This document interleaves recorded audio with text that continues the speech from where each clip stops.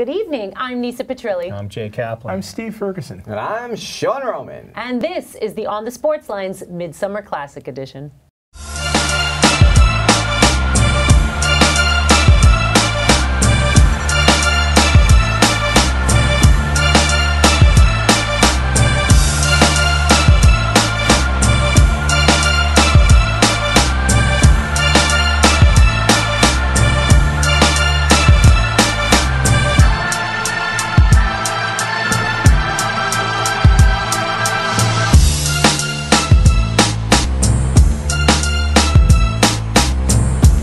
Baseball's All-Star Game marks the midpoint of summer, so with the 88th edition of the Midsummer Classic set to go on July 11th in Miami, it's a perfect time to take a look at what the second half could bring for the Yankees, Mets, and the rest of MLB. July also brings us the start of the NBA offseason. We'll give you our reactions to the big change to the Knicks, as well as the other moves that have been made around the association. As always, you can find us on social media. Follow us on Twitter @OnTheSportsLines and like us on Facebook at facebook.com/OnTheSportsLines. The Yankees head into the All-Star break at 44-39, second in the AL East, 4 games behind the division-leading Boston Red Sox. They've had a very interesting first half, to say the least, most of it positive. What will the second half bring? Our guys will give you their thoughts. So, Jay, what player other than Aaron Judge are you going to be watching in the second half? Well, the guy I'm going to be keeping an eye on other than, Aaron Judge is going to be Dellin Betances. He's going to the All-Star game for the 4th straight year, but he's thanking God that the voting wasn't done this week, because if it was, chances are he wouldn't have made it.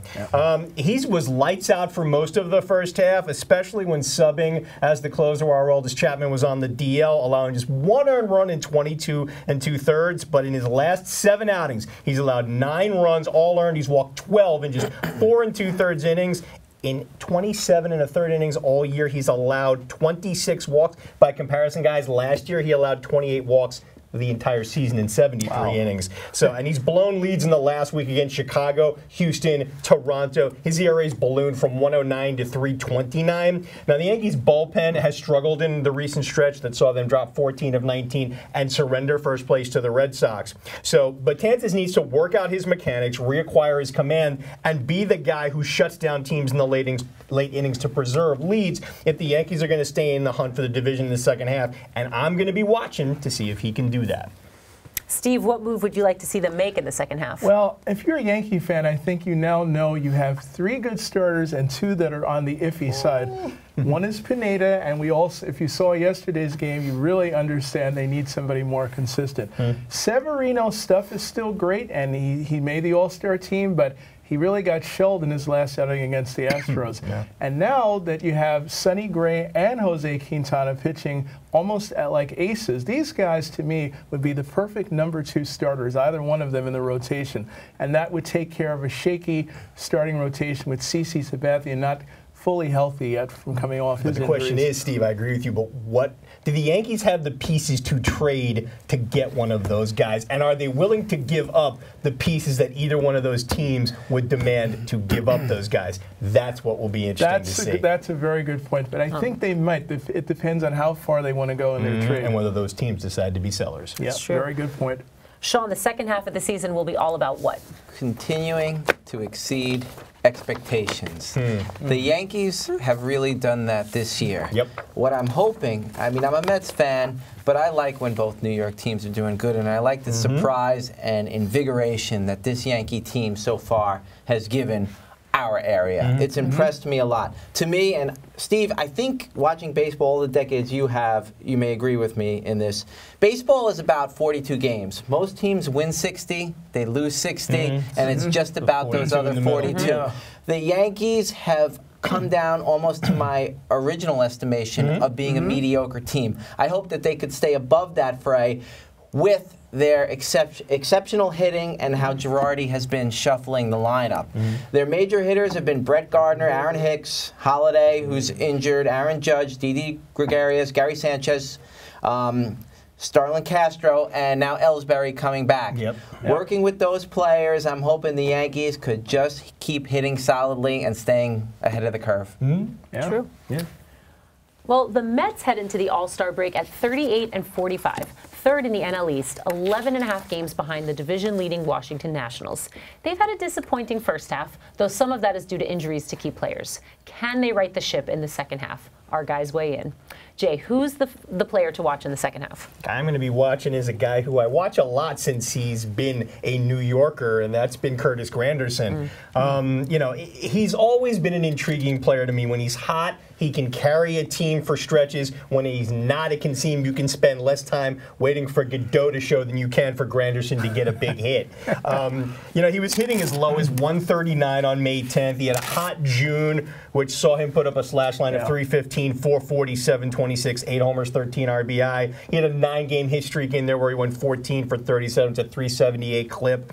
He's shown Mets fans that he is capable of, you know, carrying an offense as he did in that recent stretch where they won 6 of 7. The question has always been is can he do it consistently? Now he's currently dealing with a hip flexor issue. It slowed him down a bit, but the Mets need his bat. And Collins says he's got no choice. He's got to run him out there because you guys are lacking in outfielders. Yeah, we are. So especially with Cespedes battling leg injuries and Conforto and Lagares on the DL. So the question is, and what I'm going to be watching is, can he keep this level of production up into the second half? And if he can, the Mets might actually move up a little bit. Yep. Maybe.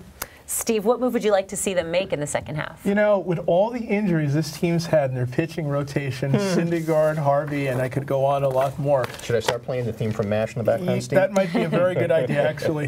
The bullpen is really where the issues are. This bullpen is about as taxed as any bullpen the Mets have had in a long time. Truth. When you look at the fact that they've had Familia out all season long, Reed has had to step up in the closer role. Blevins, by far, has been the best left-hander in the bullpen. After that, it's throw up the dice and hope that everybody else does their job.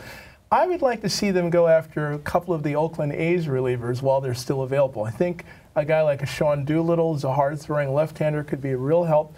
And Ryan Madsen, who has closing experience, as does Doolittle, I think one of those guys, or maybe both of them, could really help the Mets out a lot. But again, comes down to, will the A's be selling, and do the Mets have something they want to buy to give up those guys? That's a great point. It's true. Sean, the second half of the season will be all about what? Bringing up Tim Tebow and putting him in a major league uniform. No, that is not happening, and you know it. No. That's not happening. But seriously, this is a very, you know, we may see him in a uniform before the year is over if they tank. If they tank, yes. The Mets, and this is a very technical area, but they have a ton of injuries, and I've seen a lot of critics blame their training staff. Now, we're not privy. We can see the games. We don't really know what the training staff is doing, but just with all the information I know about health issues, and I've seen Noah Syndergaard and his love of weights. Cut out the damn weights, guys. Absolutely. Go for yoga. Go for swimming exercises. Go for aerobics. Run. Start a new regimen of training. Yes. I don't want to see them on the cover of Men's Fitness. I only want to see them on the cover of Sports Illustrated. You know, so that's the big issue for me. And right now they have with Harvey and Syndergaard out. They need innings. They are targeting Bartolo Colon, and that is actually serious. All the major reporters are saying, you know, it's just the right fit. He is a big fish, and he was out of water in Atlanta. You know, he could throw a lot of innings, and like you were saying, he could also pitch out of the bullpen. Yes, he can. He can go under 500 and give quality innings and give the Mets a chance to get back in this. He's making his $12 million no matter what. From Atlanta. They could pick him up for a song right now. He loves here. He has family in North Jersey. It's the right move to make. We want to see Big Sexy back in New York. Amen to that. Let's do it. Well, the first half of the 2017 Major League Baseball season has been topsy-turvy, to say the least. Plenty of teams have surprised us. Some pleasantly, others not so much. We're going to look at 3 teams that will be on our radar when baseball gets past the All-Star break. Steve, which team intrigues you the most heading into the second half? You know, I would say probably the Colorado Rockies. I mean, this team has, for years, always been known as a great offensive team. Pitching has always been a key question with them. This year, they did something a little different that probably nobody else would have enough nerve to do, and that is 5 young starting pitchers.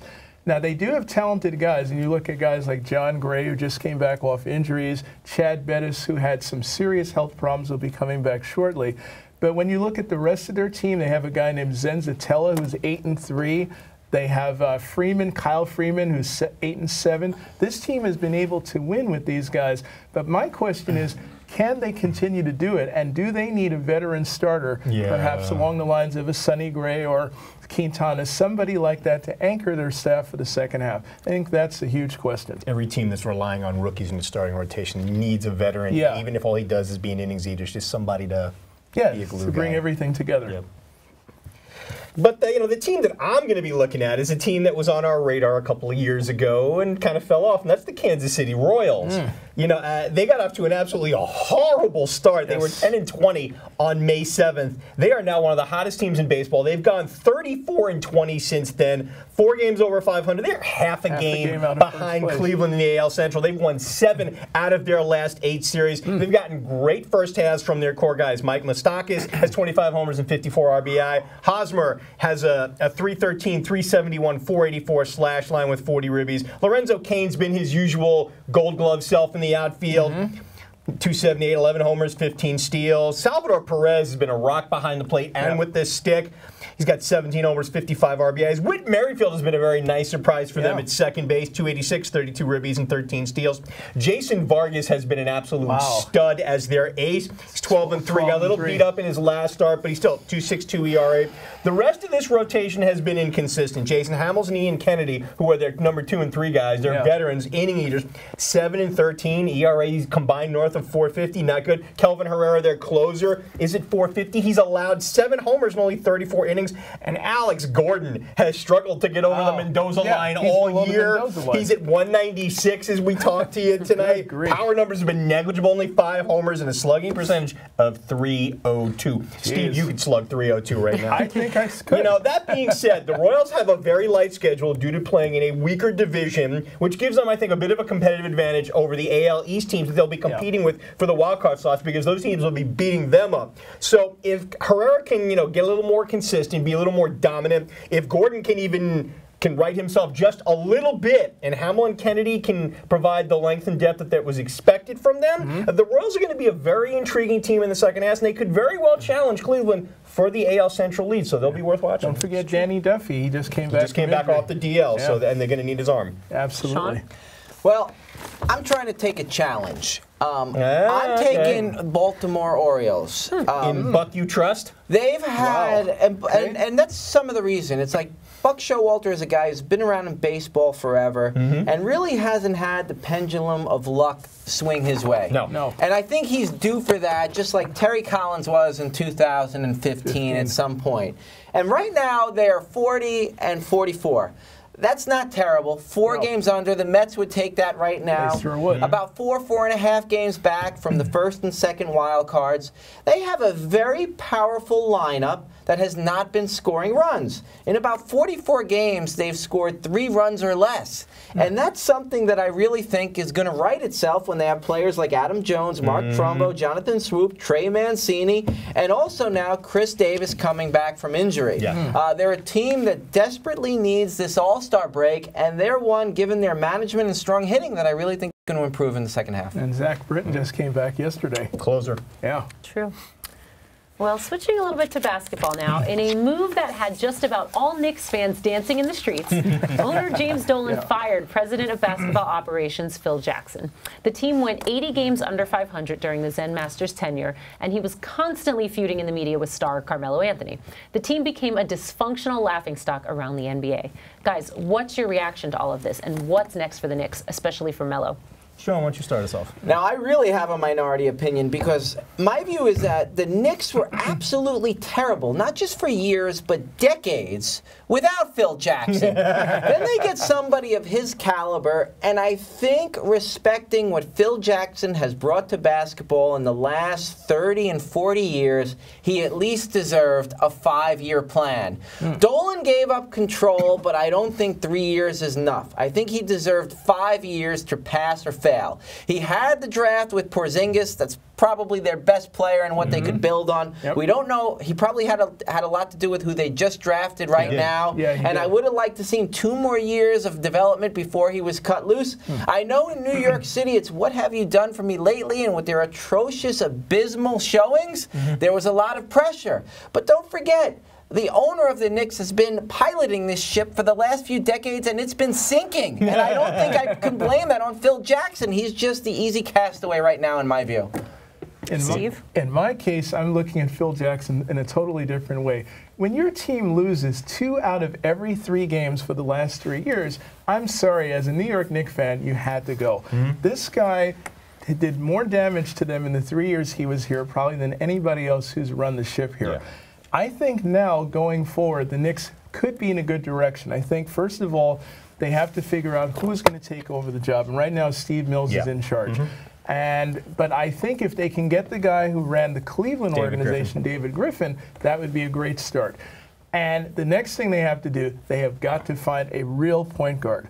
There are rumors that Rajon Rondo might be the next guy. I'm not so sure about him, but what he could do if they get him is help the development of Frank Nicolina, the new player that the Knicks drafted.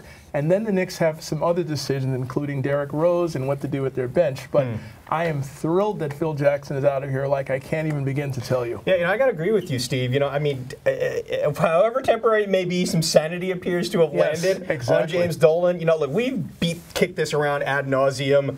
But the Knicks were proved, Kristaps Porzingis' side, and Sean, again, I give you full credit on that one. That was a good one. Phil Jackson was just flat out awful as an executive. I mean, I think his intractable stance with regards to the triangle likely cost the Knicks some players due to Phil letting them go or not taking them because he looked at every player through the prism of whether or not they'd be good for the triangle. And that, I think, resulted in his inability to build a competent team around Carmelo Anthony. And don't even get me started on his public disrespect of Anthony in the media. I mean, he caused dysfunction in the locker room, and that's never a good thing when you're doing it publicly. Look, Steve Mills, I hope, is only a short-term fix. I mean, I agree with you. I would love to see them get David Griffin. So would I. He'd be a good hire if they can make that work. And if they can, they need to give him the position and power that Dan Gilbert in Cleveland would not give him and let him clean up this mess. He needs to. I think Jeff Hornacek is safe. And the reason I say this is because he was shackled by Jackson's triangle mandate. I think freed from that, I want to see what this team can be when he's allowed to run the offense that he wanted to run but could not. I mean, no more triangle. This is an age in the NBA where you're pick and rolls and ISO heavy. Let's see what he can do with that type of an offense. Look, I hope Melo stays because without Phil's meddling. But I can't blame him if he weighs his no trade if they can figure out a way to get him to either Cleveland or Houston. Those are the destinations being kicked around. Either way, no matter how things shake out, I think in the long run the Knicks will be better off without Phil Jackson, even if it does cost them Melo. All right. I agree with you. Well, on our last show, we discussed 3 NBA All-Stars who could be on the move once the offseason started. All of them have already changed zip codes, with Chris Paul leaving LA for Houston, and Paul George being traded from Indiana to Oklahoma City, and Gordon Hayward signing with Boston. Our guys will weigh in on those moves, plus others that could make an impact next season. Steve, did Chris Paul make the right decision signing with Houston? This is a really intriguing question because I never thought Chris Paul would wind up in Houston to begin with. And now my question is, are there enough balls to go around for he and James Harden?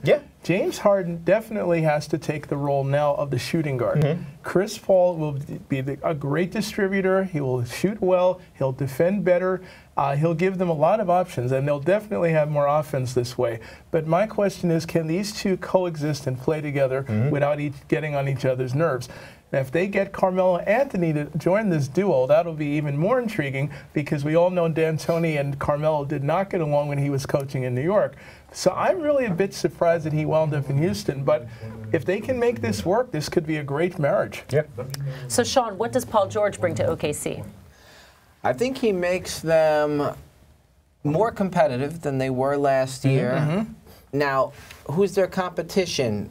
Houston, primarily. Yeah. Are they up there with them? San Antonio. No, they're light years behind, is my point. Okay. Golden State. Utah, the Clippers. Yeah, Utah. Right. So they are now in the middle of the pack, could fight for maybe a spot in the conference final. And so the GM Sam Presti, he did his best with what he had to improve his team and give up as little as possible. Yeah. So I give him a lot of accolades for gaining a great player and not giving up a high draft pick. Yeah. Deserves a lot of respect there. They have two big shooters right now. Oklahoma City got a lot of their mojo back. You know, they'll be exciting to watch.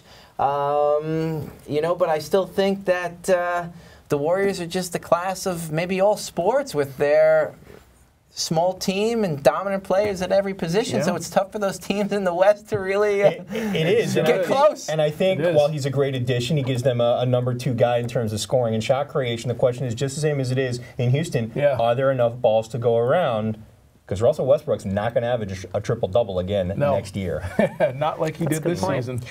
So, Jay, you called this one on the last show. What does Hayward give Boston? Well, you know, I got to say, I wasn't really surprised by this. You know, Boston gives Hayward the best chance to get to the NBA Finals. He was not going to do that in the logjam of the West, especially with the additions that Houston and OKC have made. The comfort and familiarity with reteaming with his college coach, Brad Stevens, to finish what Hayward called that unfinished business they've had since their Butler team lost in the NCAA Finals in 2010 was the deciding factor. His signing automatically makes Boston the second best team in the East, hands down. What does he give them? A legitimate second 20-point-a-game scorer alongside point guard Isaiah Thomas, a versatile plus defender who can guard multiple positions, which fits into how Stevens likes to play defense, gives instant lineup flexibility. He's developed into one of the NBA's better secondary ball handlers. He ranks 8th among non-point guards in pick and rolls that resulted in a shot or a trip to the free throw line by himself or a player to whom he passed. His ability as a shot creator will prevent teams from loading up on Thomas. The Celtics will be able to run through their offense through Hayward when Thomas is sitting.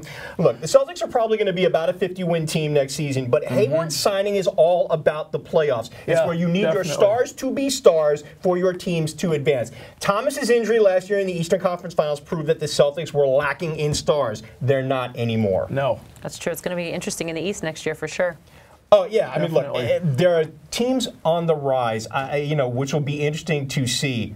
But I got to tell you, I still think at the end of the day, it's going to come down to Boston and Cleveland. Let's just do away with the entire season, play next year, the Warriors in Cleveland again. Seriously. Forget about all the analysis. It may wind up Here's that what's way. interesting. Injuries to the Spurs and the Celtics played a huge role in both the Warriors and the Cavs advancing. So I want to see what happens if that doesn't happen again. Well, that music means it's time for the 3-minute warning. Sean, lead us off. Rising to the top of the profession where you earn a living, hitting and try to avoid being hit is a very special feat. Think names like Rocky Marciano, Julio Cesar Chavez, Sugar Ray Robinson, and Roy Jones. Now there comes a time when it's time to hang up those gloves, and too many do so too late. Truth. Manny Pacquiao has reached that point where he should hang up those gloves. Now, I didn't see that fight that resulted in the controversial loss to Jeff Horn, but that speaks to the fact that many fans weren't even interested enough to follow the action, and it's airing on ESPN. Now, more importantly, Pacquiao came out of that fight a bloodied mess in a fight against a man who in 17 fights has not fought an opponent that you have ever heard of. Now, Manny Pacquiao has had the best modern career of anyone in boxing, in my view, because he always fought the best fighters at their best. And he has never been embarrassed in wins, losses, or close decisions. All that great effort has taken a toll, and it's time to preserve his well-being. He has truly nothing left to prove. Amen. Washington Nationals, you're still not the top dog. The past few days of the Mets Nationals series have told me quite a bit. While we all know Daniel Murphy hits the Mets staff like a thunderous hurricane, mauling them like a hungry dog and slaughtering them at a 405 clip, and while we've been able to keep Bryce Harper somewhat under control, the nightmares named Zimmerman, Rendon, and Taylor leave us torn asunder. Even when we luck out and escape the clutches of Mad Max Scherzer, we're still tormented by the flames of Steven Strasburg or the funky array that GL 10-1 Gonzalez hurls at us at Citi Field while he contorts and confuses us. And when our bullpen posts an ERA over 9 against this team, we know we're doomed. Still, despite all their maddening numbers and the misery that they've incurred on us, they're not winning any championships until they get a closer to wrap up games. And I don't see Jansen, Chapman, or Melanson knocking at the door. Forget K-Rod or Jensen or any of their other bumbling clowns disguised as relievers. The Dodgers or Red Sox will win it all before any team with a curly W does. Dear James Dolan, I write this letter to you in the hopes that it will encourage you to not only maintain the good judgment you've shown lately, but to extend it into all future decisions regarding the New York Knicks. Your decision to stay away from the NBA draft, part of your hands-off policy, was greatly appreciated, as was your decision to finally fire Phil Jackson after an abysmal 3-year tenure running the basketball operation. Though I do wish you'd fired Phil before the draft, because it seems as though the real reason behind his taking Frank Ntilikina was because he thought Kid would be a perfect fit for the triangle. The whole "I will not be involved in the operation of the team" vow in your statement to the media in the wake of Phil's dismissal is one that all Knicks fans hope you stick to this time. Though I do hope your last involvement is to hire former Cavs GM David Griffin to run basketball operations. Let him be what Donnie Walsh was supposed to be, the person entrusted to clean up the mess that is the front office and the team without any interference from ownership or sycophants like Isaiah Thomas. After that, go back to playing with your band and leave basketball operations alone.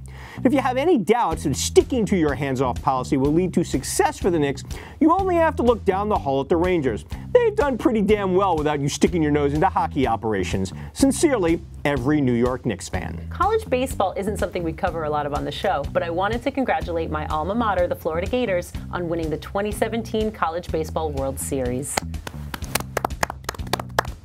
The Gators have made 11 World Series appearances, 3 trips to the finals, and have 13 SEC titles. But shockingly, this was their first national championship in baseball. The last game was a 6-1 victory over LSU, capping their 2-game sweep in the finals. Florida didn't commit any errors in their last 5 games and had outstanding pitching all season long. Their offense had some ups and downs throughout the season, but they did enough to win the series. Coach Kevin O'Sullivan got his first title and was also named Coach of the Year. The Gators now join Michigan, Ohio State, and UCLA as the only 4 college teams to have national championships in baseball, football, and basketball. It's a pretty impressive club to be a part of. Indeed. Congratulations to the Florida Gators. You played a hard-fought series and deserved the win. I know they'll be celebrating for a long time in Gainesville. Yep. Amen. For Jay Kaplan, Steve Ferguson, and Sean Roman, I'm Nisa Petrilli. Thanks for spending part of your evening with us. We'll see you on July 20th for the NFL Training Camp edition of On the Sports Lines. Remember, if you want to see this show again or catch up on any of the ones you might have missed, check us out at youtube.com/onthesportslines and check out our blog at onthesportslines.blogspot.com. Good night, everyone. Night, Good night.